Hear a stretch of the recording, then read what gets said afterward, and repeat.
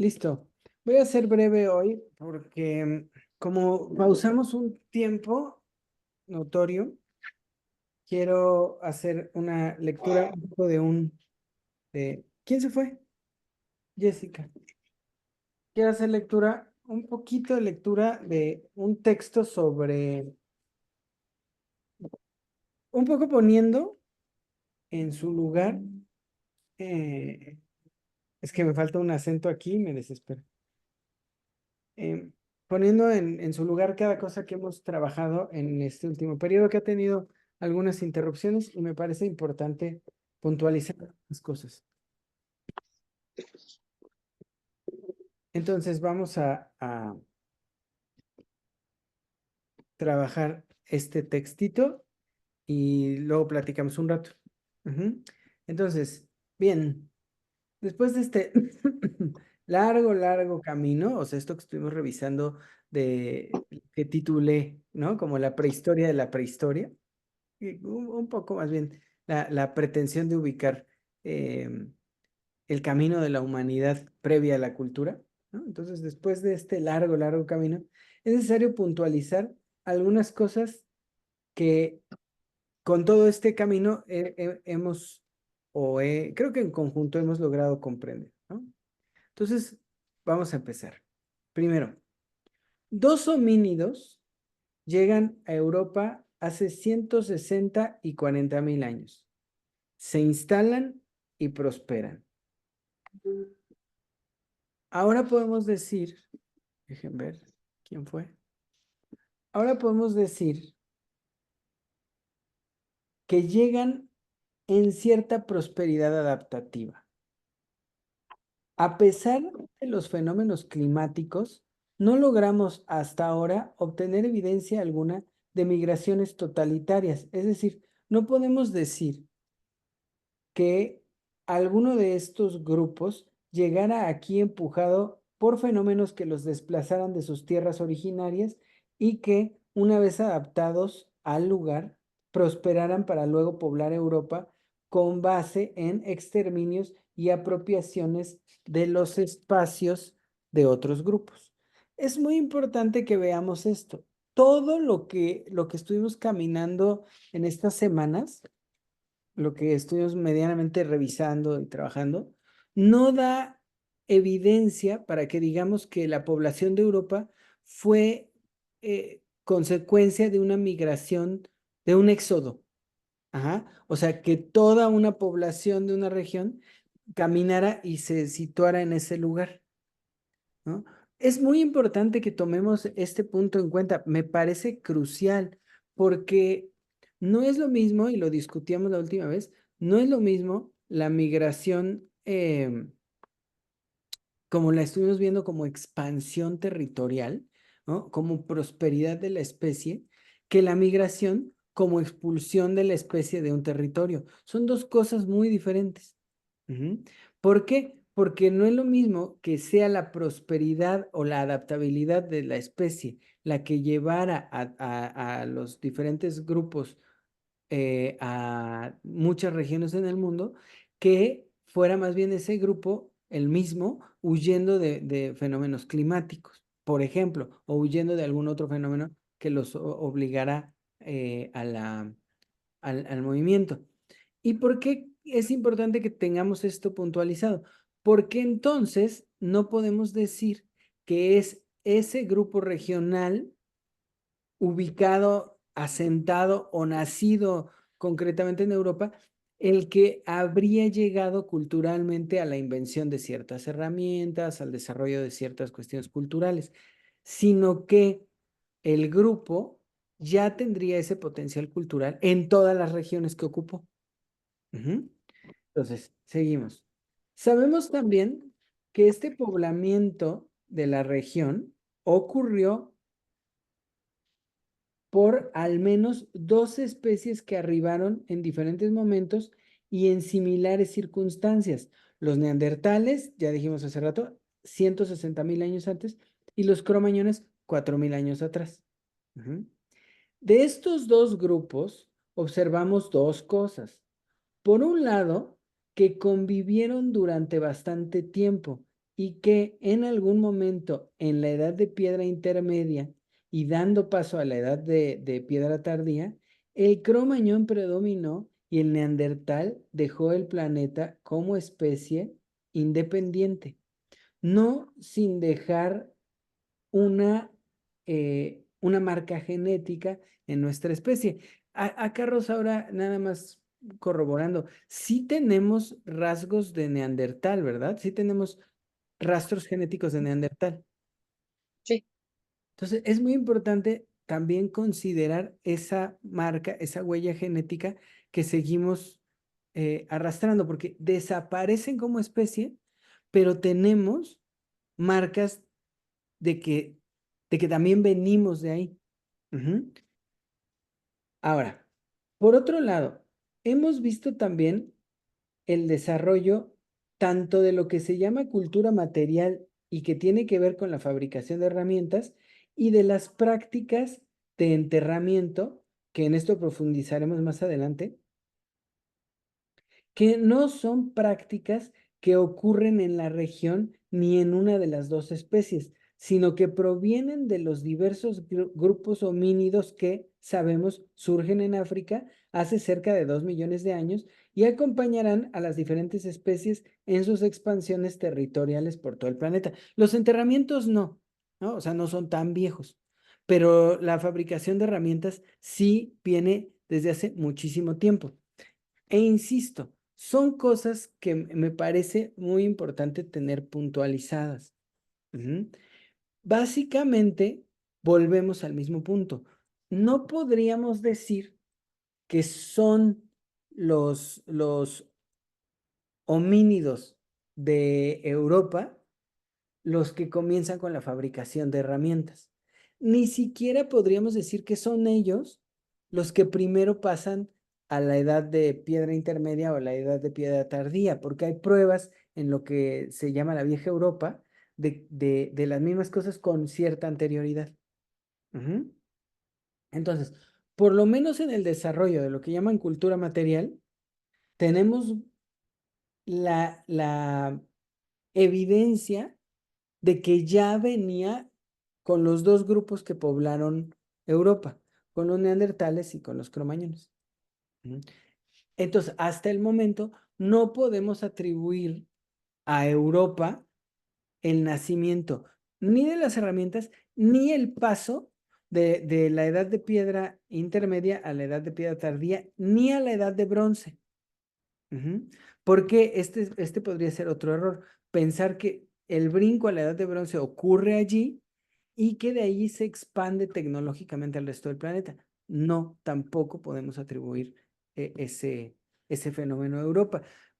¿Por qué soy tan insistente en esto? Porque lo que estamos haciendo desde hace tiempo es oponernos o contraponernos a la idea de que hay un grupo hegemónico que acontece en algún lugar de Europa y que luego se expande por el mundo con los avances culturales de ese grupo. Ahora, uno creería que es irrelevante decir esto, pero al final voy a hacer un comentario sobre un tipo que estoy leyendo que se llama Adriano Romualdi y que me parece que es un supremacista impresionante. ¿Quién se fue? Haas. Eh, ese hombre trae una idea loquísima. Él asegura que en Europa, y de hecho él dice que en el norte de Europa es de los partidarios de que los indoeuropeos vienen del norte, ¿no? Dice que esos, por el ambiente, por la territorialidad y por las características físicas del grupo, ¿no? Habrían tenido como una prosperidad y un avance intelectual, social y en cuanto a fortaleza bélica que les habría permitido conquistar, él asegura que hasta buena parte del lejano oriente. O sea, asegura que hay rastros en China del paso de los indoeuropeos rubios, ¿no? Y de ojos azules. Y el hombre asegura que la Segunda Guerra Mundial se utilizó para ocultar el descubrimiento de esa gran población que realmente sí habría llevado toda la prosperidad al planeta entero. Es un italiano supremacista, totalmente, ¿no? Pero excesivo. Lo voy a comentar en algún otro momento porque creo que va a ser parte de este seminario, revisar el texto de Romualda. Pero bueno, ¿por qué digo todo esto? Porque hasta el momento con lo que tenemos, no tenemos una sola evidencia de que algo de lo que llevamos hasta ahorita de la cultura general, de los rasgos preculturales o del potencial cultural del grupo, haya ocurrido allí, sino que el grupo asentado en ese lugar ya traería estas cuestiones arrastrando consigo. ¿Sí me explico hasta acá? Eh, Entonces, hasta el momento no tenemos marcas, ¿no? Trascendentales que nos puedan hacer decir, este grupo es superior a los demás porque ahí surgieron las cosas. Entonces, a esto lo hemos nosotros distinguido de la cultura, o sea, el desarrollo de la cultura material, nosotros lo hemos distinguido en la cultura como, definiendo la cultura así, como experiencia voluntaria en el mundo, es decir, como un desprenderse, separarse para habitar el mundo, y hemos dejado este aspecto en el terreno de la conducta adaptativa, o sea, el desarrollo de herramientas, lo hemos tratado aquí solo como una conducta adaptativa, como una conducta más de nuestra especie. Y su éxito para el poblamiento del mundo, es decir, esta conducta tan funcional, tan útil, que permitió de alguna manera la expansión de la especie por el mundo. Sin que por esto consideremos este comportamiento distinto o superior al de otros animales igual de exitosos, como lo son, por ejemplo, y lo hemos comentado, las hormigas. Es decir, sabemos que el desarrollo de herramientas, la fabricación de herramientas, ¿no? Y la especialización de dichas herramientas, o sea, para lo que fueron útiles, permitió que la especie prosperara.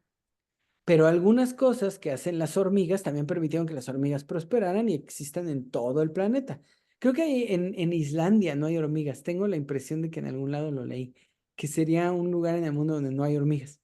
Pero fuera de eso, las hormigas están en todo el planeta, las abejas están en todo el planeta. O sea, en general, no podríamos decir que nuestra especie es más próspera o superior a otras porque esta conducta no es distinta a otras que le permitieron a otras especies poblar el planeta. Entonces, hasta este momento y de acuerdo a lo que yo he venido planteando, lo que he tratado de dejar en claro es que nuestra especie desarrolló la fabricación de herramientas con un estilo muy simple, que es el tallado de piedras para hacer estos instrumentos que parecen hachas y que sirven más que para la batalla o más que para la cacería, sirven para cortar o para poder darle forma al mundo circundante.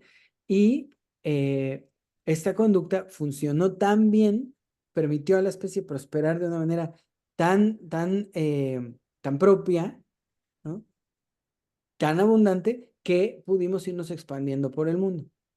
Probablemente podríamos incluir la domesticación del fuego para construir, no sé, Axel, porque hay, o sea, hay hachas en cuevas, aunque también las haya en construcciones como de casitas y todo. El hombre habitaba y fabricaba las hachas, pero probablemente existen desde antes que las casas artificiales, ¿no? Y, por ejemplo, ya en la construcción de casas, ya hay muchas diferencias. Ya hay muchísimas diferencias. Por ejemplo, los que hacen hoyos en el piso o los que hacen edificaciones totalmente externas o los que hacen una mezcla de las dos, ¿no? Entonces, ahí ya podríamos hablar de diferencias específicas, pero el desarrollo del hacha está idéntico en todos lados, ¿no? Que son como piedras que pueden ser deformadas de cierto tamaño, y que les hacen punta de los dos lados. Bueno, como zona de corte, ¿no? Como afilan los dos lados, ¿no?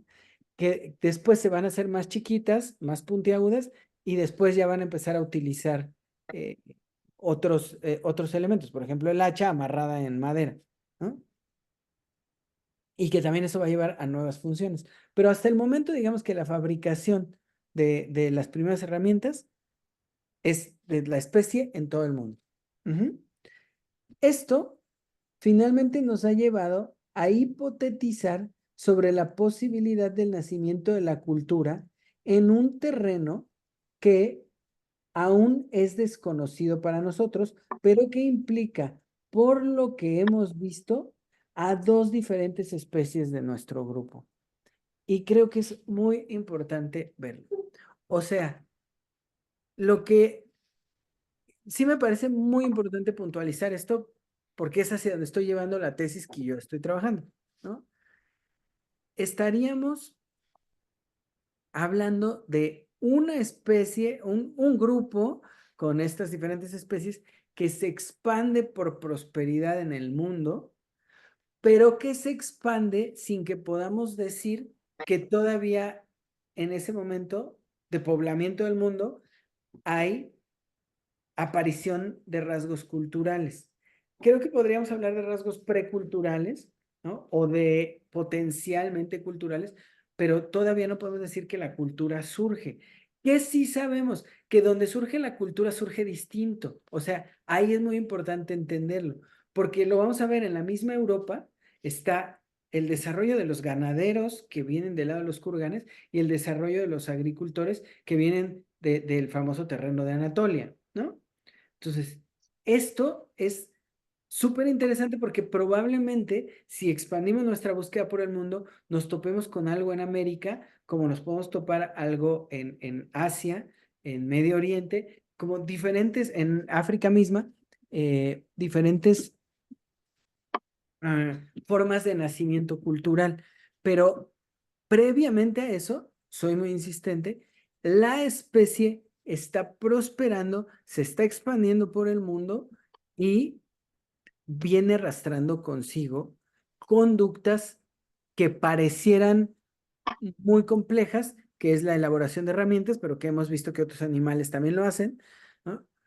Y que una vez ocupando los espacios territoriales de todo el planeta, abre la posibilidad como territorio, es decir, que los grupos homínidos que están poblando el planeta serían el territorio, serían parte de las condiciones que permiten o que abren la puerta, la posibilidad a la existencia, al nacimiento de la cultura. Y creo que esto es clave para el trabajo que hemos venido haciendo juntos. Entendiendo entonces que la cultura ocurre en, en un territorio establecido por ciertas circunstancias, de las que todavía no podemos dar cuenta del todo, pero que implican por lo menos a los neandertales y a los cromañones y que implican los últimos 160,000 años. La diferencia es que ya con la aparición del cromañón en Europa, vamos a ver algunos brincos muy veloces en los periodos de fabricación de herramientas. Muy rápido vemos pasar, una vez que nace lo que llaman edad de piedra intermedia, vemos, creo que son 12,000 años, ¿no? El brinco que se da para la edad de piedra tardía. Y es mucho menos tiempo el que va a dar espacio a la época de bronce y ya de ahí vamos a ver eh, los brincos, como decíamos la vez pasada, ¿no? Los brincos en la fabricación de herramientas hasta el iPhone, ¿no? Cada vez más rápido. Pero no podemos atribuirlo y No, es, Jorge. hola, Octavio, voy a ser muy insistente que Hola, hola. no podemos atribuírselo a un grupo en concreto, sino que ahora lo que sabemos es que por lo menos los neandertales y los cromañones estaban poblando diversas regiones en el mundo, o sea, fueron dos especies que prosperaron, que se mantuvieron, que perduraron, y en ese territorio compuesto, ¿no? Por, claro, los lugares, la conducta de fabricación de herramientas, eh, que nace en eso que hoy llamamos territorio, no como el lugar donde habitan, sino como los habitantes del mundo. En ese lugar nace la cultura, ¿no? Entonces, ¿qué trato de decir? Que podemos estar hablando de un planeta poblado de neandertales y cromañones y otras tantas especies, pero sin figuras culturales específicas, ¿no? Se estaba el chango siendo chango en el planeta. Ya volvió Has, ¿no? Entonces, mucho tiempo, entonces hablamos del poblamiento del mundo hasta que en algún punto, de acuerdo con ciertas circunstancias que por el momento no podemos asegurar, ¿no? No podemos describir, pero en cierto momento comienza a surgir la cultura. Y probablemente surge en distintos momentos en diferentes grupos homínidos de diferente manera. Eso es a lo que vamos a llegar un poquito más adelante. ¿Algo que comentar hasta acá o vamos bien? Bueno, entonces, y volviendo a las estepas rusas, lo que tenemos es una serie de grupos en las estepas rusas, ¿eh? Ya estamos en la región de María Jimbutas. Lo que tenemos es una serie de grupos que en cierto momento están compuestos, en primer lugar, por homínidos de dos especies, neandertales y cromañones, que conviven y, como veremos más adelante, forman grupos conjuntos, lo que hace que la distinción de especies diferentes sea un planteamiento de los investigadores modernos y no de estos grupos, lo que se refuerza en el hecho de que permanecen, perdón, de la permanencia de rastros genéticos de estas interacciones de mutuo reconocimiento. Ahorita lo voy a comentar un poquito más a profundidad, pero sí es importante verlo. Probablemente para nosotros es muy claro distinguir entre neandertales y cromañones por las características, por la descripción específica de, de nosotros, ¿no? De nuestros análisis científicos, de nuestra taxonomía, se dice, ¿no? Ahora, no significa eso que ellos se distinguieran, como un perro distingue a un gato como ajeno, ¿no? No significa que entre ellos hubiera una separación que los hiciera vivirse como diferentes. Más adelante lo vamos a ver. Hay marcas de tumbas entre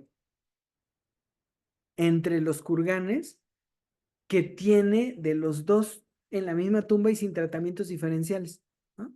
Que hay esqueletos de neandertales y esqueletos de cromañones en el mismo lugar y sin distinción específica. ¿Sí me explico hasta acá? Entonces, y me parece crucial entenderlo, estamos hablando de que ese lugar donde van a hacer la cultura, ese lugar que vamos a revisar ahorita con los kurganes, perdón, es el territorio donde emerge una figura cultural o un estilo cultural concreto, ¿no? Y sabemos que está compuesto por esto, ¿no? Acá entonces quiero mantener el paréntesis y me apoyo en los conocimientos genéticos. Bueno, me apoyo en Rosaura, pero no lo quería escribir acá porque cuando lo pase a la compu, no voy a decir, no, ¿cómo lo escribo? Pero bueno, Rosaura me ayudará si me voy volviendo muy loco, ¿no?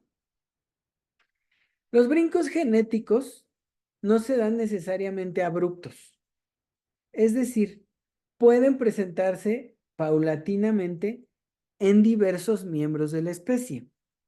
Y si son o muestran mayor eficacia adaptativa al medio, es decir, si resultan más propicios para la supervivencia, entonces pueden perdurar junto con los miembros que presentan dichos rasgos y favorecer al mismo tiempo la extinción de aquellos miembros que no presentan el rasgo, ya sea físico o conductual.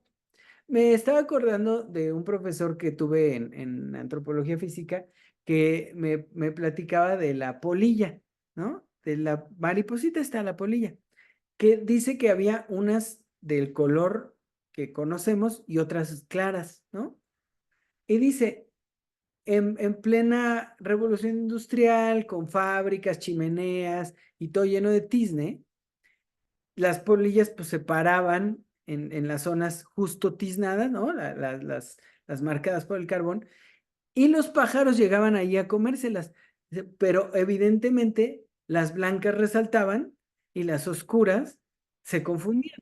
Entonces los pájaros pues se comieron tantas blancas que desaparecieron y perduró la oscura. O sea, es una, digamos, una casualidad medioambiental que hace que una característica perdure y otra característica se pierda. No, no voy loco, ¿verdad, Rosaura?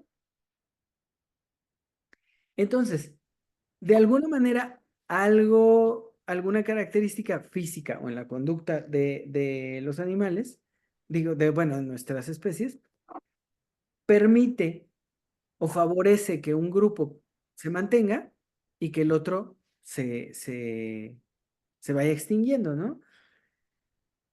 Déjenme abrirle de nuevo a Octavio. Entonces, de esta manera podríamos suponer la extinción del Neandertal. Mira, pequeña Octavita, te silencié, Octavio. Eh, Podríamos suponer la extinción de Neandertal debida a una cuestión adaptativa y no a una eliminación sistemática de esta especie provocada por la otra. Y me parece otra vez muy necesario puntualizar este detalle.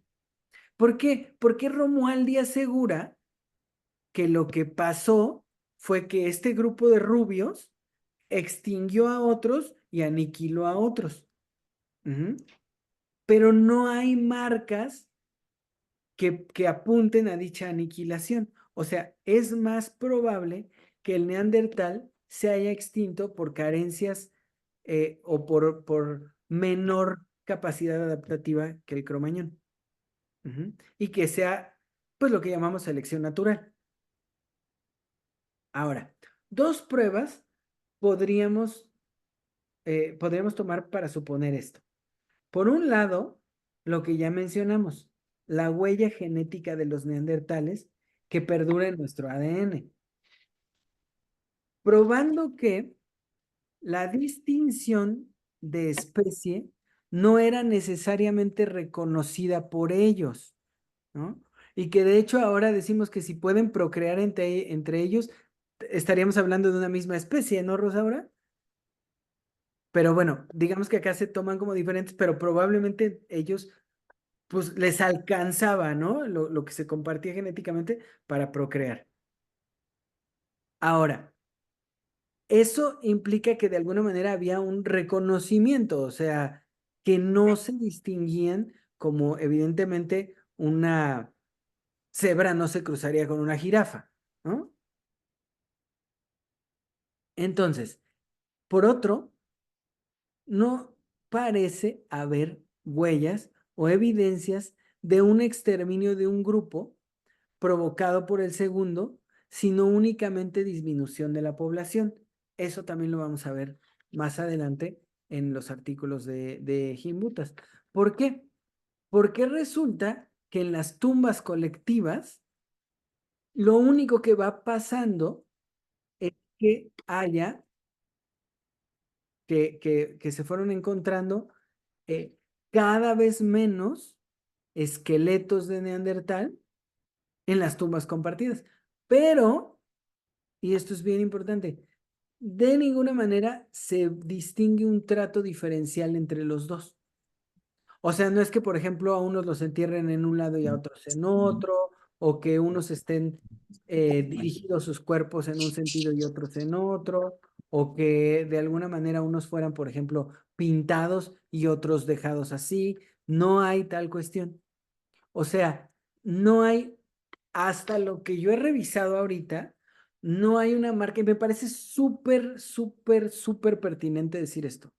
No hay una sola marca de trato diferencial entre neandertales y humanos modernos. Solo que sí hay evidencia de la disminución de la población de neandertales en un periodo más o menos corto de tiempo y la prosperidad de los cromañones en el mismo periodo. Lo que no implica que unos hayan extinguido a los otros, ¿no? Pero sí implica que condiciones concretas del ambiente o algo diferencial entre las dos especies, que marcó definitivamente la ruptura, llevará a unos a la extinción adaptativa y los otros a mantener la prosperidad. ¿Sí me explico hasta acá? ¿Alguna pregunta? Bueno, entonces sigo. De esto hablaremos mejor más adelante, pero entre los grupos de las estepas, es lo que acabo de comentar, hay tumbas colectivas que implican miembros de las dos especies y tratamientos similares, que únicamente evidenciarán diferencias en la disminución de la cantidad de neandertales en las mismas tumbas hasta que desaparecen en momentos posteriores de la habitación de esta región. Por esto, y con la poca evidencia que hemos reunido hasta ahora, podríamos suponer que la desaparición de los neandertales no es un efecto de un exterminio, sino el producto de lo que conocemos como selección natural. Y por ahora no da ninguna señal de que existiera un comportamiento bélico de los cromañones u hombres modernos que nos haga pensar en una marca de especie previa al nacimiento de la cultura. Es fundamental lo que les estoy diciendo ahora, porque tampoco podríamos asegurar que el cromañón era bélico, exterminador desde el principio. Ajá. Es decir, que la guerra como, como un comportamiento grupal específico no es algo que pudiéramos atribuirle a la especie. Ajá. Que entonces dijéramos, y vean de verdad, los indoeuropeos son cromañones, ¿no? O genéticamente más potentes por tener un contenido mayor o un porcentaje mayor de cromañón, y entonces los grupos más cercanos al Neandertal sean más débiles y no hayan desarrollado este comportamiento belicista. ¿Qué trato de decirles? Que de ninguna manera podríamos atrevernos a decir que ya en la especie está el comportamiento de exterminio. No hay, con lo revisado hasta el momento, no hay, con lo planteado hasta ahora, una sola huella de que los cromañones hayan exterminado o extinto a los neandertales por comportamiento bélico. Y sin embargo, sí hay evidencia de que compartían no solo el territorio, sino costumbres y probablemente entrelazamientos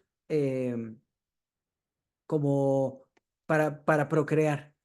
¿Sí me explico? ¿Y por qué digo que es muy importante? Porque entonces el comportamiento bélico podríamos ya distinguirlo como parte o como fenómeno cultural.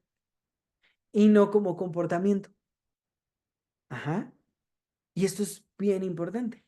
Por eso también es fundamental entender para qué usaban las herramientas.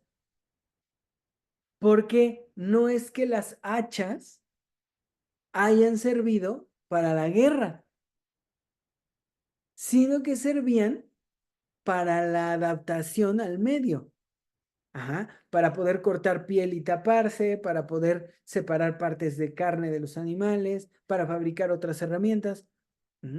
Es decir, que hasta el momento no hay evidencia incluso de que las herramientas fueran armas. Y entonces no podemos asegurar que el Cromañón prosperó por, por guerrero, sino que hasta este punto solo podríamos asegurar que el Cromañón prosperó por alguna cuestión, no podemos decir si física o conductual, que le permitió sobrevivir al medio ambiente, a la abundancia, a la escasez de comida, probablemente más resistente a algunas enfermedades, ¿no? Probablemente más próspero en el periodo de embarazo, en la supervivencia de los cachorros, ¿no? O sea, hay muchas cosas que podríamos especular en este sentido, pero una que no podemos especular porque no hay evidencia es que lo que los haya hecho sobrevivir es que fueran ya desde antes de la aparición de la cultura, guerreros que tendieran al imperio eh, aplastando a otros miembros de la especie. Y habría que ver, aquí sí no me atrevo a asegurar del todo nada, tampoco creo que haya evidencia de esclavitud. Ajá. O sea, de domesticación de los neandertales por los cromañones, aunque no estoy seguro, creo haber escuchado que alguien o que hay tesis que sí plantean, ¿no? La esclavitud de los neandertales por los cromañones. No, la verdad no tengo, ni siquiera recuerdo claro de dónde me salió esto, pero si está, nos lo vamos a topar en algún momento. Pero hasta acá me van siguiendo. ¿Por qué estoy tan detenido en esto? ¿Por qué soy tan insistente en esta cuestión? Porque lo que estoy tratando de mostrar es que tenemos un territorio todavía no sociocultural, ya compuesto por estos grupos, en donde van a ser la cultura y las características de este territorio no implican la guerra, no implican el exterminio bélico de un grupo. Ujú. Solo sabemos que implican la convivencia, tanto de neandertales como de cromañones, y eh, la disminución poblacional de un grupo y el incremento de la población del otro. Es todo. Ujú. Entonces, hasta el momento, la guerra tampoco es parte de esto. Sigo. Eh, Dos especies. Ya. Mm, eso también ya lo leí. Retomando el segundo hecho que tenemos con respecto a los habitantes de las estepas rusas, es que estos grupos que, recapitulando, estaban formados por dos especies, también estaban formados por una serie de conductas que, en primer lugar, se caracterizaban por la fabricación de herramientas y, en segundo, y esto lo iremos observando enseguida, por enterrar con un estilo específico a sus muertos. Fascinantemente, estos rasgos no son propios de los grupos de la región, sino que se encuentran repetidamente en otros grupos de las mismas especies dispersos por el mundo e incluso con anterioridad temporal a los habitantes de las estepas rusas. Lo que se encuentra en los grupos provenientes de Anatolia eh, es más viejo que lo de los kurganes. Y en el artículo que nos compartió Octavio la vez anterior, está, ¿no? En esa gráfica que hay, ese grupo es temporalmente mucho más viejo, ¿no? Ahora, el trabajo de Gimbutas va a tomar a los grupos regionales 7000 años atrás, los grupos de las estepas, 7000 años atrás. Y veremos que permite veremos qué permite esta datación, pero ya implicando la edad de piedra tardía y el paso a la edad de bronce. O sea, los grupos de los kurganes ya llegan en ese momento, donde ya está la etapa de piedra tardía y ya se va a dar el paso a la edad de bronce. Sin embargo, no es lo más antiguo que se encuentra en Europa, ni lo más parecido a una cultura social concreta. En el continente, hacia los Balcanes, tenemos evidencia de un periodo similar e incluso anterior en Creta y la expansión de grupos de agricultores que tenían ya presencia de una lengua compleja y una escritura mucho antes y mucho más clara que lo que se puede observar en el grupo de los kurganes. Y esto es bien interesante, porque los cretenses ya tenían hasta el Salto del Toro, también 7000 años atrás. O sea, estaban, digamos que en un desarrollo cultural independiente previo en el tiempo a los grupos de los kurganes. Y me parece bien interesante porque Romualdi en su texto, insisto, lo voy a trabajar más adelante, pero Romualdi en su texto dice que los dorios son descendientes. Él no habla de los... Es que, miren, lo que él hace es decir que hay un grupo en el norte que son estos como los rubios, porque ni siquiera habla de arios. Él dice que son los rubios de ojos azules, los dolicocéfalos, que bajan y se expanden y en algún momento llegan hasta las estepas rusas, que entonces la huella de su presencia en las estepas rusas sería un poco una huella genética y un poco el desarrollo cultural. Él dice que son altos, que en promedio miden 1,80, que son robustos, rubios, de ojos azules y con el cerebro, porque él asegura que esta marca craneal habla de un desarrollo cerebral distinto. Y de ahí dice que los dorios, que son posteriores a un grupo previo también proveniente de la región, que son los famosos micénicos, llegan, se, se imponen a los micénicos que ya antes se habían medianamente impuesto a los cretenses, a los famosos minoicos, y que llegan los dorios, que ya son estos descendientes de los europeos del norte, y van a terminar ellos conquistando la región. Y luego hace un mapeo rarísimo porque los lleva concretamente a Italia y habla de marcas, pero es muy tendencioso el hombre, ¿no? Porque agarra una huellita, ¿no?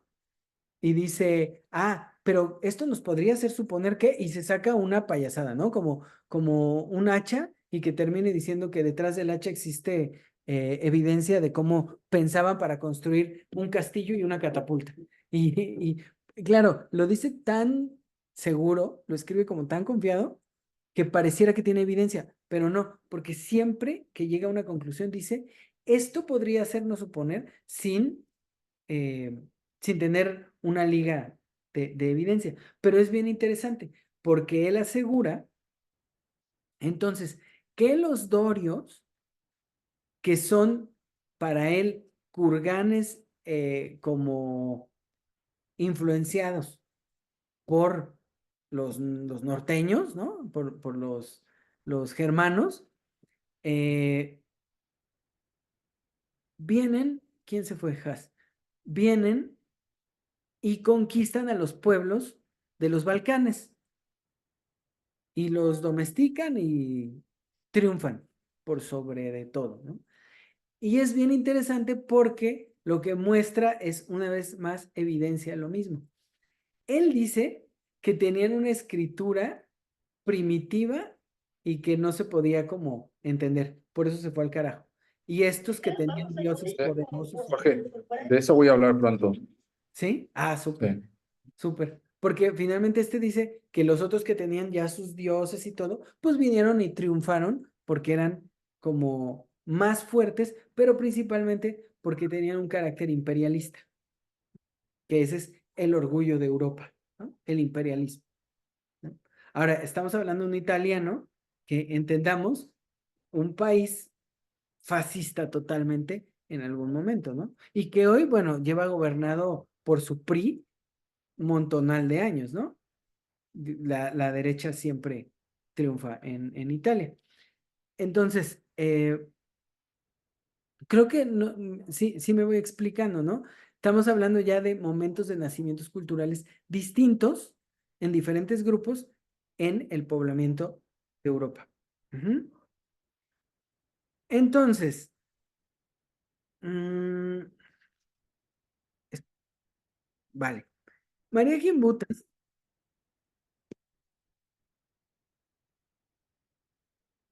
por lo menos, habría evidenciado estos dos grupos en Europa. Los esteparios de Rusia y ganaderos y cazadores, domesticadores del caballo y los agricultores de la vieja Europa, poblaciones nacidas de las mismas especies y que tendremos que revisar más adelante. Ujú.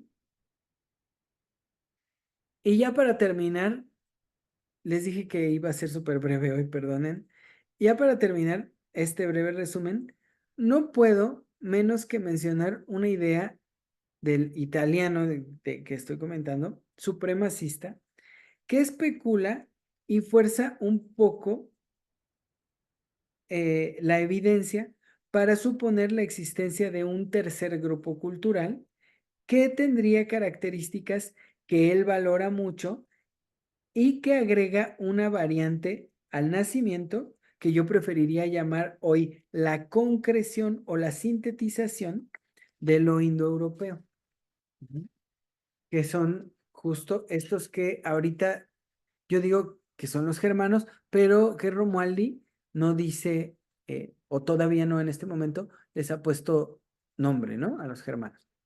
Adriano Romualdi asegura y sostiene que existiría un tercer grupo hegemónico dominante que provendría del norte de Europa y que, más allá de su cabello rubio y sus ojos azules, provendría de una especie, fíjense bien, imperialista y conquistadora que nace no solo con características que favorecen su poder expansivo en el mundo, sino que, tanto por su físico como por su desarrollo cultural, bélico, intelectual, habrían absorbido y conquistado Europa y, según él, incluso una parte del lejano oriente.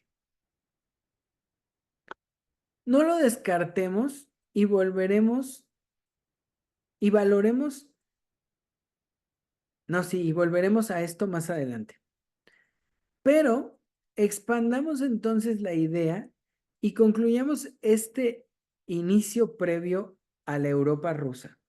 Los mismos pobladores podrían haber sido territorio del nacimiento de la cultura, así como lo fueron de la progresión material y la especialización de los instrumentos que les permitieron adaptarse en todo el planeta, con la diferencia de que con el nacimiento de la cultura, aunque podríamos decir que paralelo, no nace de la misma manera, sino con bases totalmente propias y distintas entre sí.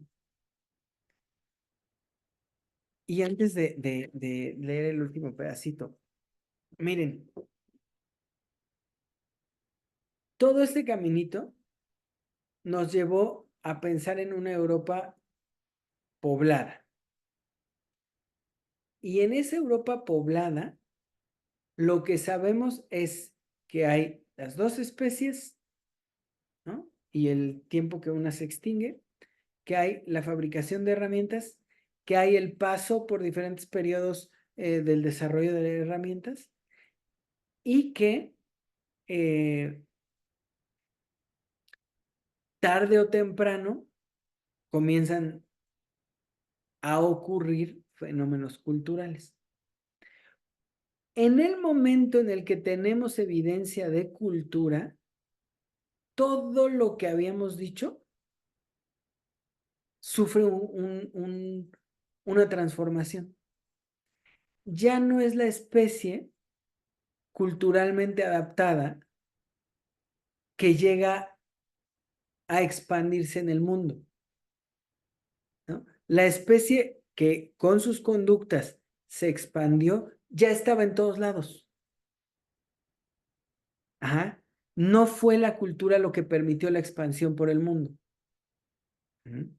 Pero en esos todos lados ocurrieron fenómenos similares, que fue el paso por las diferentes edades de piedra hasta la aparición de la edad de bronce, ¿no?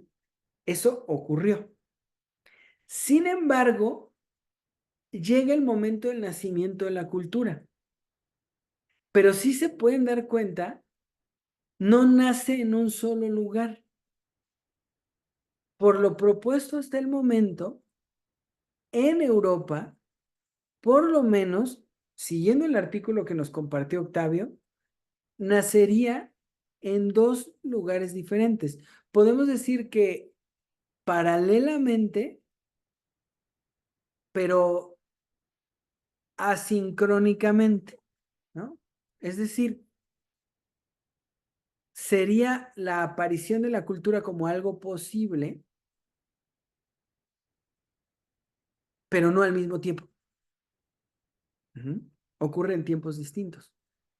Ahora, y me detengo un poquito en este punto, porque vamos a llegar, ahora sí, completamente a la noción de territorio de lo posible.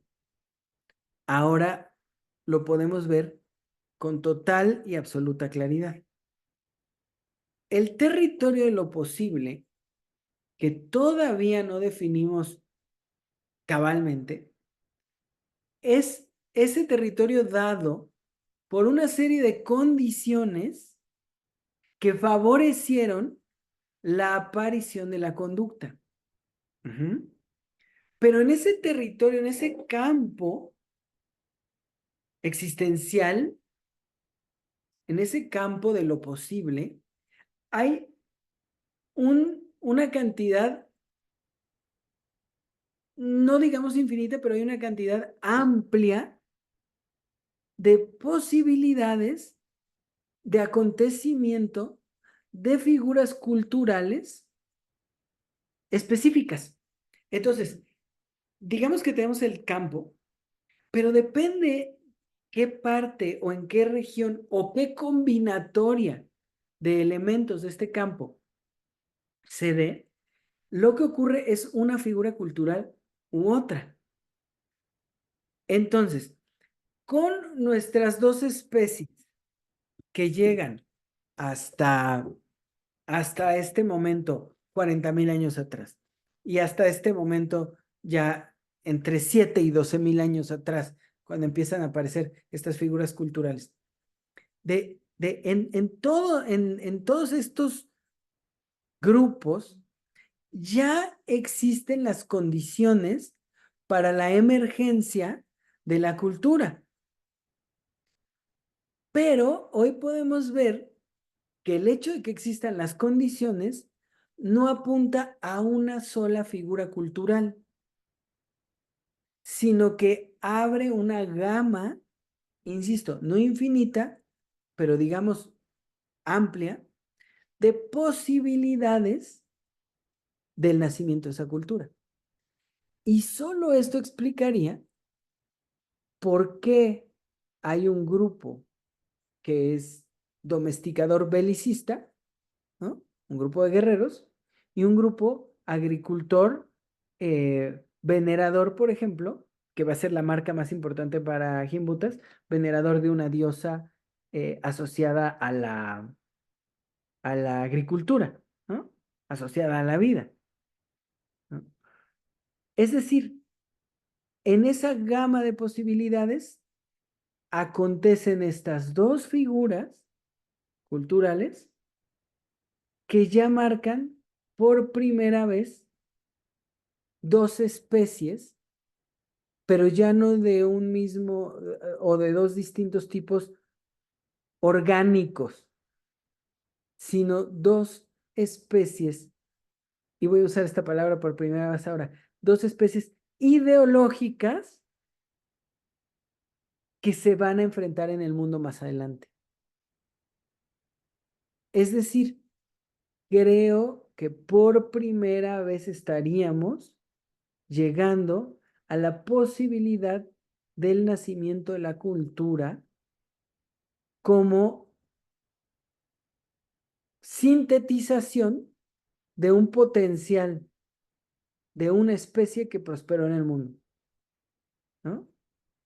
De un grupo animal concreto que prosperó en el mundo, que tendió las condiciones para la cultura, pero que ya era tan grande que no iba a poder tener la misma cultura todo, sino que en este terreno de lo posible emergen, con lo revisado hasta el momento, por lo menos dos grupos culturales que no son ni derivado uno del otro, ni consecuencia uno del otro, ni siquiera hermanos que se hayan separado en algún momento. Son dos, perdón, por lo menos dos emergencias de la cultura totalmente ajenas la una a la otra. Y si Romualdi tuviera razón, que la verdad lo dudo, por lo menos hablaríamos de tres. Y esto solo hablando de Europa. Nos falta África, Asia, América y Australia. Es una maravilla porque el trabajo se acaba de hacer súper concreto y al mismo tiempo súper amplio. El nacimiento de la cultura ocurriría en un territorio de lo posible y ese territorio es el que nos interesa averiguar. Ajá. Pero además lo más importante de todo esto es que no es consecuencia, la cultura no es consecuencia, sino emergencia, acontecimiento dentro de una serie de condiciones que lo hacen posible. Ajá. Pero no absoluto, no sé si me explico. Hacen posible la cultura, pero no hacen que una cultura sea el lugar al que tenemos que llegar absolutamente todos o que todos los grupos iban a llegar exactamente a ese lugar. Entonces, en las configuraciones de lo posible, el imperialismo ocurre y la veneración de la vida también ocurre. Ahora nos falta saber de lo dado en el mundo, cuántos tipos de cultura podríamos rastrear en nacimientos independientes y en existencia propia. Sin mencionar todos los que seguramente ya se han extinto, ¿no? Y que probablemente sea la pretensión de hoy en día, extinguir todo lo demás. Leo el último parrafito y comenzamos la conversación. Bien, esto me surgió en estos días como pensamiento, es complicado todavía concretarlo para mí. Bien, pues estamos quizá ante una revelación, las bases de la ideología, es decir, los fundamentos de la ideología. Lo que, de ser cierto,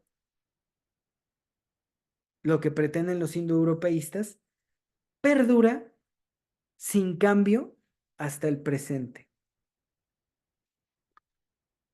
Sin lo que estoy diciendo de los diversos nacimientos de la cultura como acontecimiento dentro de un territorio de condiciones, si esto es así, el fundamento, es decir, lo que acontece, no importa cuántas variantes figurativas haya en lo posterior, lo que acontece perdura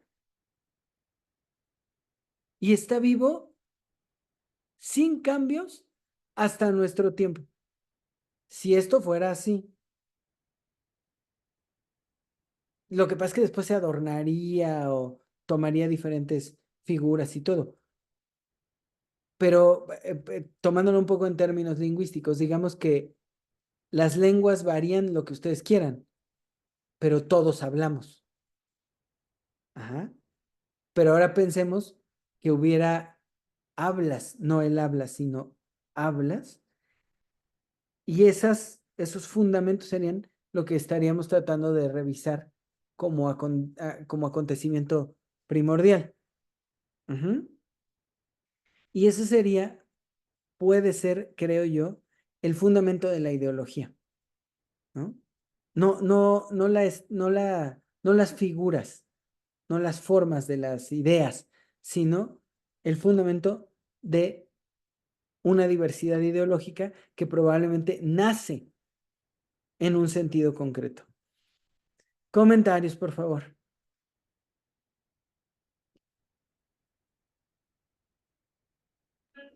Pues, pues nada más que pensar que precisamente es un problema que ya hemos traído a la mesa de discusión, ¿no? El asunto de que si el indoeuropeo per se es una ideología nada más, ¿no? O sea, como tal, ¿no? O sea, porque en esto que dices y en el artículo que compartí hace sesiones, ¿no? No hay un origen claro, ¿no? En estos estudios estadísticos que hacen que esté unificado. O sea, ahí es donde no pueden avanzar, ¿no? Debido a las divergencias geográficas, culturales, ¿no? No pueden decir, ah, surgió de aquí un solo indoeuropeo. Entonces, ¿qué tal si es ideología nada más, ¿no? Ujú. O sea, es una pregunta que es así fundamental y que hayas llegado ahí no me parece un camino, ¿cómo decirlo, no? Poco claro, ¿no? Si llegamos ahí es porque se nos está apareciendo constantemente este problema, ¿no? Sí, lo que me parece como, como que empieza a tomar cierto carácter de revelación es esta, que ya lo veníamos como masticando varias sesiones antes, ¿no? Esta idea del nacimiento de la cultura en diferentes lugares, con diferentes formas totalmente distintas, ¿no?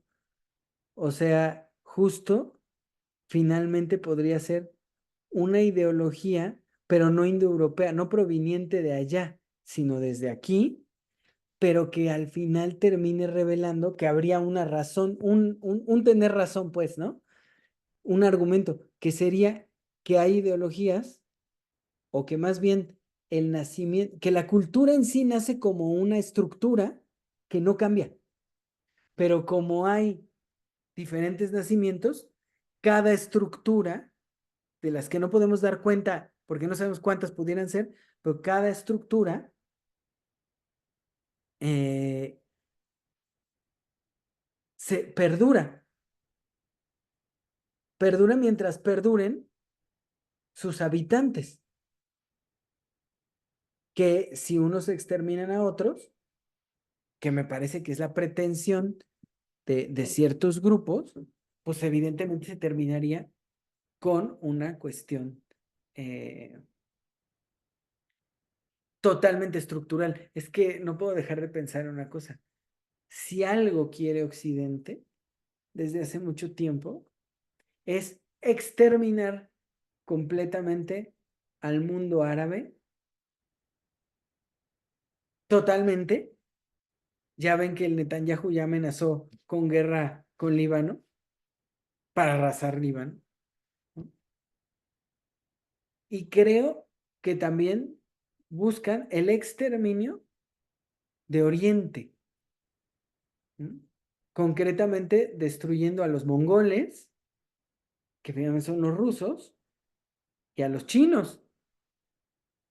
Y creo que ese es el plan de la ideología, por alguna razón, occidental.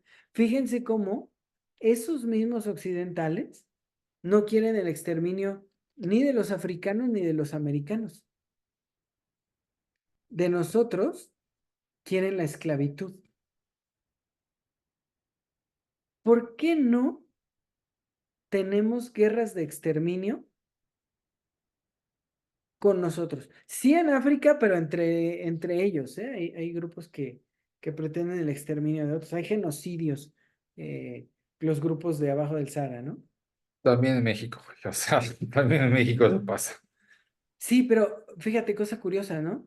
En México esta cuestión, y hay evidencias bien interesantes, ¿no? En época colonial hubo casi exterminio de poblaciones indígenas y, fíjate, cosa curiosa, cuando andaba Tete haciendo su búsqueda para las cosas de su tesis de las monjas, encontró una, un acta que contabilizaba a las poblaciones indígenas ¿quién se fue? Jessica. Las poblaciones indígenas, las cantidades de población indígena en diferentes lugares y daba cuenta de una disminución casi total. Y entonces hay un acta que es un proyecto de repoblación de los grupos indígenas. ¿Por qué? Pues son los que hacían el quehacer, ¿no? Entonces es bien interesante porque después, lo que se pretende con el exterminio, por ejemplo, de los yaquis o de otros grupos culturales, ya es, ahora sí, una, una ideología como impuesta. Por ejemplo, con los yaquis, ¿qué sabemos? Que fue durante el Porfiriato que se hizo todo el proyecto de exterminio y que ni siquiera era un proyecto de exterminio en sí, sino era el proyecto de destrucción cultural, ¿no? Y como de normalización de la población, ¿no? O sea, lo que se quería no era que desaparecieran, no había un asco étnico, ¿no? Pero se trataba de destruir su carácter propio, cultural, y normalizarlos, ¿no? O sea, meterlos a la productividad nacional. Pero, o sea, no niego que hay, pues, pretensiones de exterminio de grupos, de familias y cosas concretas, pero sí, uno, ya por intereses similares a los intereses europeos, ¿no? Y segundo, ya por grupos muy retorcidos que no pretenden el supremacismo, sino nada más, en cierto momento, la ocupación territorial. Ujú. Pero veámoslo en el mundo globalmente, no me parece que los europeos tengan evidentemente con el brazo expandido hacia Estados Unidos, tengan la pretensión de exterminio de las poblaciones africanas ni de las poblaciones eh, latinoamericanas, cosa que sí tienen como pretensión con las poblaciones árabes y si la cosa continúa con las poblaciones de Oriente, ¿no? No sé si respondo. Por favor, ¿alguien más? Rosaura. A mí me encaja todo todo de la historia, del contexto, panorama, de desarrollo, muy bien con la biología. O sea, cuando estudiamos todo el proceso de todas las demás especies también, de cómo se forma una comunidad, qué relaciones hay entre los miembros de la comunidad. Por ejemplo, eso que ahorita dices de por qué alguien, una especie o una población, los individuos de una población, toman otra para competir, pero con la interacción que tienen con otras especies, con otras poblaciones de otras especies, es otros tipos de interacciones. Por ejemplo, con unas son el neutralismo, o sea, no les afecta que estén ahí, y con otras son el parasitismo, que una vive a expensas de la otra causándole daño, ¿no? Y otras comensalismo, que una se beneficia y a la otra no le perjudica. Y entonces, esa parte de con quién compite, ¿no? Compite alguien, como dices, por ejemplo, contra los mongoles, o contra alguien que sienten como que tiene algo que ellos quieren, pero en ese nivel de poder.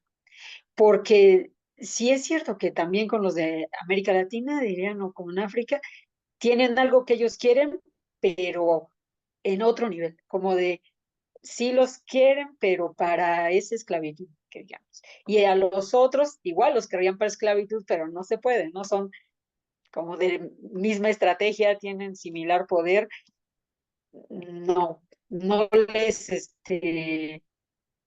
no les están bien en el mismo espacio. Y la otra parte que poco, también como con lo de selección natural, que cuando alguien dice así como, es que es selección natural, y otro pareciera que se entiende tan fácil como de que en la naturaleza quedó este y no este. Pero el proceso es de selección natural que opera también aquí en los humanos, como somos, es como muy complicado, o sea, complicado en el término de, como dices, de variación, de todas las alternativas que puede haber para lo que se llama eso de selección natural. Y eso que citabas de lo de las palomillas, que era el ejemplo de la revolución industrial, era, hay como tres tipos de, más o menos, hay muchísimos, pero así grosso modo de selección natural. Y ese era uno para decir que de un conjunto de palomillas mariposas, y que puede ser el conjunto de mariposas, ese es el ejemplo, pero con cualquier otro carácter aplica bien. Este, que había en un grupo grande, en una población, unos de color blanco y unos de color negro, y que en esas características de la revolución industrial, cuando en los árboles o en las paredes donde separaban las palomitas, había mucho hollín, o sea, algo de polvo de residuo negro. Si separaban las blancas, separaban las negras, las que destacaban eran las blancas, porque las negras se confundían con el hollín de la pared y entonces el pájaro se comía a la blanca y no a la negra, ¿no? Y el grupo de las negras iba haciéndose más grande y las blancas más pequeñas, pero no se extinguen, o sea, se quedan a veces porque en otro lado, donde no hay contaminación, se comerían igual blancas o negras, o en otro lado donde la superficie donde se paran sea blanca, como unos árboles, la que se comen las negras. Y entonces se va esa variación en el ambiente que hace que en un lado se mueran más de un tipo, en otro lado de otro, al final en el mundo va generando que haya varias formas, que los polimorfismos, ¿no? Y si cuando humanos igual salieron de un área y en el área de lo que tenían de la característica para sobrevivir, lo más, digamos, exitoso en ese lugar era la agricultura, se dedican a agricultura por algo. Y en otro lado, fuera la ganadería, a la ganadería. Y al grado que en varias regiones distintas hay varias ocupaciones, ¿no? Así en todas las cosas. Y eso como que va dirigido bien a lo que dices de que hay un carácter de algo, por ejemplo, un carácter que será que la piel de los humanos, y decir, pues sí, todos tenemos piel, y ya lo que varía es que alguien tenga de color más oscuro, más claro, el color de ojos, que es la característica adaptativa eh, con la que vemos. Y ya después el color de ojos, ese rasgo, ese carácter de ojos y va variando. Entonces, que, lo que conjunta es que en diferentes regiones hay, como decía Octavio también ahorita, que sí, en unos lados de América Latina hay este, o sea, en el microambiente también hay variación, como si fuera en el grande, en los europeos tendrían rivalidad con algunos grupos como los orientales, pero no con los africanos, sino con los latinoamericanos. Pero dentro de los mismos europeos, adentro de los europeos, no es que sean ellos todos aliados y todos tengan un objetivo común, ni todos los latinoamericanos, ni todos los africanos, sino que dentro también hay variaciones. Y, y entonces conjugan muy bien como para la otra que decías de que que si no, no fue un gradiente, que fue un gradiente así de cambio, sino un así como de súbito, como de cambio. Porque eso, en eso que la otra vez decía Axel que se iba a poner a leer el libro de Darwin, de lo del origen de las especies, y dice, el origen de las especies por medio de la selección natural, y justo cuando uno lo lee, bueno, no, cuando lo estudia, dice que no es el origen de las especies ahí. De lo que habla el libro es de la diferenciación genética dentro de las poblaciones de la misma especie. Y eso es lo de los humanos. Por ejemplo, ahora que decías que si la especie se definía como individuos distintos que pueden reproducirse y tener descendencia fértil y que ocupan un área específica en un específico, esa es la definición de especie como la de especie evolutiva, ¿no? Pero antes, no sé en qué criterio tomaron para hacer las especies de muchísimos tipos de especies y definiciones. Por eso si lo encuentran en la literatura como especies distintas, a veces es que sí son especies, pero especie se llama especie morfológica, especie antropológica, especie conductual, hay muchas. Y en esa, hasta que encontraron las evidencias de que había híbridos, dijeron al principio, que tenían unos grupos que tenían mezclas de distinto ADN, y de hecho la mayoría de nosotros sabe que provenimos de cuáles, de los primates que somos más afines, porque el ADN nuestro y de ellos es mucho más similar que el de otras especies, ¿no? Entonces así se va rastreando el árbol. Pero como que del ADN que todos compartimos, en realidad pues, todos tenemos similitudes. Y esa división de especies, hay mucho tipo, y la última que es en especial esta para si son reproductivas o no, este, pues no, o sea, no son reproductivas y en el sentido de que ellos mismos, uno se reconoce como iguales con sus otros. O sea, es como decías, no es como de que otros animalitos sepan algo de la teoría que tenemos como para distinguir que si ellos son una especie distinta del otro, se identifican ya con el olor, con comportamientos, con varias cosas que están ahí, se identifican. Y esa parte de si los entierros iban, que a algunos humanos que parecían distintos al otro y que nosotros catalogamos como cromañones y como neandertales, en esa época sí es muy revelador de que están formando, que se reconocen como grupo. O sea, que una vez que son distintas en un lado y otro, cuando se unen, pueden saber que provenían, como nosotros ahora, digamos, de familias distintas, que nunca nos habíamos visto, familias así, familias genéticas, pero que cuando nos encontramos con otro, sabemos que somos más parecidos entre sí que de lo que somos parecidos con un árbol con un pez o con algo, ¿no? Y entonces, suena muy como, ¿qué diría yo? Como muy armónica toda la historia de que está en humanos en diferentes escenarios, en diferentes territorios, las características de selección natural que se fueron quedando en diferentes áreas, de modo que a la vez explica en la cultura que exista convergencias culturales en mucho tiempo de aparición y a la vez diferencias en lo que se manifiesta como rasgo cultural en las diferentes regiones, ¿no? O sea, es con, así como coincide mucho con que en diferentes lugares ya tenía esa como adaptación, ese rasgo, pero se fue haciendo distinto dependiendo del ambiente en el que estaba y que eso llevó a la diversidad cultural y el origen en diferentes lados, pero, pero es la unidad y la diversidad al mismo tiempo. Y, y bueno, a mí me parece una hipótesis o un encuentro como muy integrativo, muy difícil de refutar. Gracias. Ah. Es bien complicado porque lo que dice Rosaura ahorita me lleva a pensar una cosa, ¿no?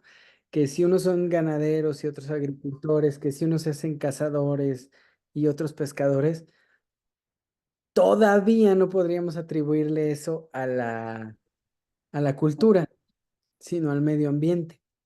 Pero ya esas variaciones medioambientales podrían estar determinando el porvenir de la cultura,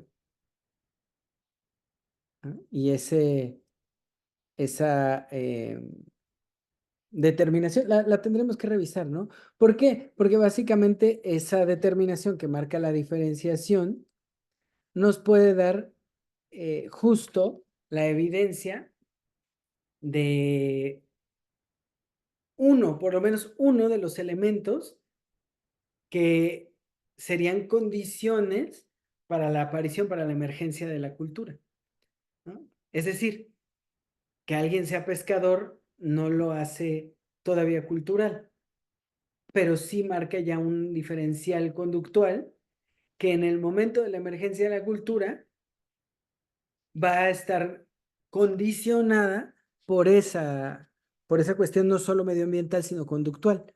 Y entonces habría un fondo para la explicación de la diferenciación cultural, pero todavía no vamos a caminar hasta allá porque nos hace falta ver qué elementos, porque en ese sentido, si descubrimos, ¿no?, estos elementos con su carácter específico, tal vez podríamos ver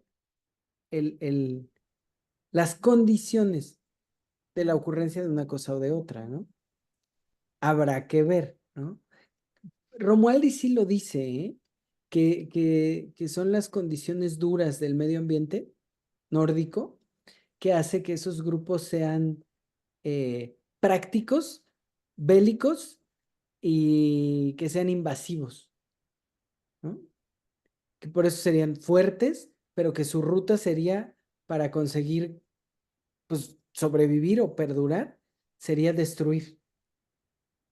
Y él sí se lo atribuye un poco al medio ambiente de la Europa del Norte. Vamos a ver, ¿no? Yo creo que más adelante se van a ir revelando cosas, ¿no? Sería como muy peculiar, ¿no? Descubrir condiciones tan claras, ¿no? Pero bueno, vamos a ir viendo cómo se van dibujando, ¿sí? ¿Algo más, Rosaura, o alguien más? Y eso que dice que si fue el surgimiento, como lo dice él, de que si era el grupo bélico que venía del norte, tal, tal, tal. Bueno, ya llegó, ya se estableció, ya se terminó ya se expandió. Entonces, ¿qué explicaría ahorita, según él, ese comportamiento que sigue siendo bélico, que no se frena, ni aunque ya haya logrado expandirse, vivir, es como ahí hasta donde ves que fuera como eso en respuesta de ese ambiente que lo llevó a eso, pero que no lo frena, sino que sigue, sigue, sigue, sigue y que no se para, aunque esa problemática, digámoslo así, inicial ya se haya resuelto. Él lo dice bien claro, ¿eh? Ubica en la grandeza de esos hombres a Alejandro Magno, a Napoleón, ¿no? ¿Cómo se dice? Genghis Khan o Gengis Khan, ¿no? Ubica a todos los imperialistas grandes del mundo, son eso, porque dirá él que esos grupos reconocen la gloria, ¿no?, en la expansión ideológica y la conquista ideológica del mundo. Eso es, por eso no paran, porque su finalidad no es sobrevivir, sino ideológicamente conquistar el mundo. ¿Me explico? ¿Me atoré? No, ¿sí? Pero, insisto, voy a comentar a Romualdi más adelante, ¿no? Porque con todo y que es extremadamente como violento, me parece bien interesante, ¿no? Cómo va él argumentando cosas. Porque él sí, de veras, O sea, incluso se agarra a los Vedas, ¿no? Y dice que en los Vedas hay huellas de esos nórdicos que aparecen por ahí, como esos personajes robustos, blancos, ¿no? Que son invencibles, casi fantasmas que pasan y lo arrasan todo, ¿no? Lo voy a comentar en su momento. Es largo el libro, pero está bastante interesante. Pero primero, Gimbutas. Ujú. Muy bien, ¿alguien más? Axel, ¿no? Marta Aurora, no sé cuánto tiempo estuviste aquí. O si estás. Has también se fue. No lo suficiente. Ah, Has, ¿no? Bueno, Pilar y Azucena llegaron tarde y Azucena tiene una cara de sueño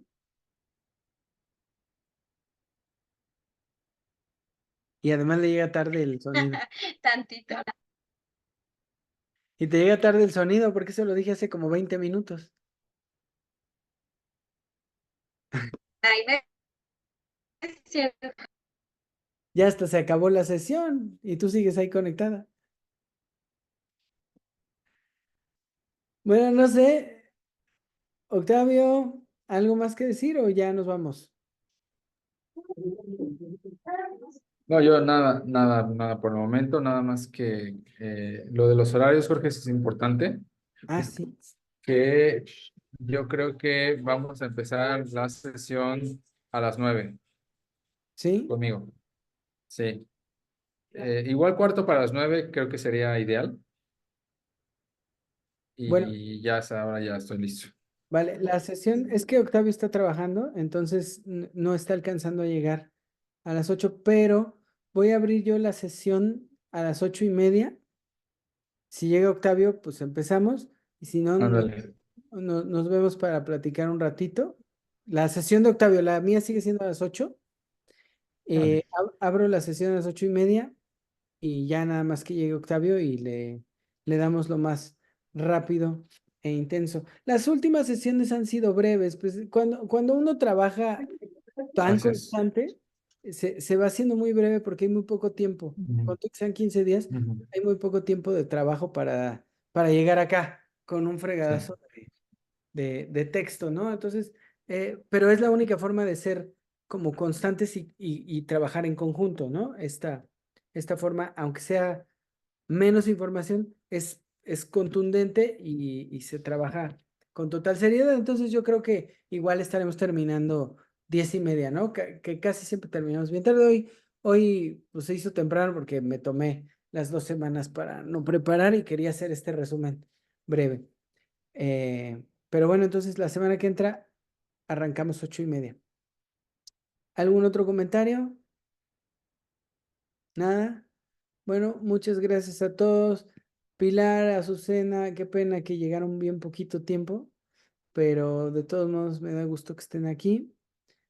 Nos vemos la semana siguiente y ahorita ya no vamos a parar de corridito. Yo creo que por lo menos hasta, depende cómo nos toquen las fechas de septiembre y si acaso yo voy a parar una semana en octubre, pero de ahí en fuera nos vamos corriditos, como habíamos dicho, si no me equivoco, hasta noviembre, diciembre, ¿no, Octavio?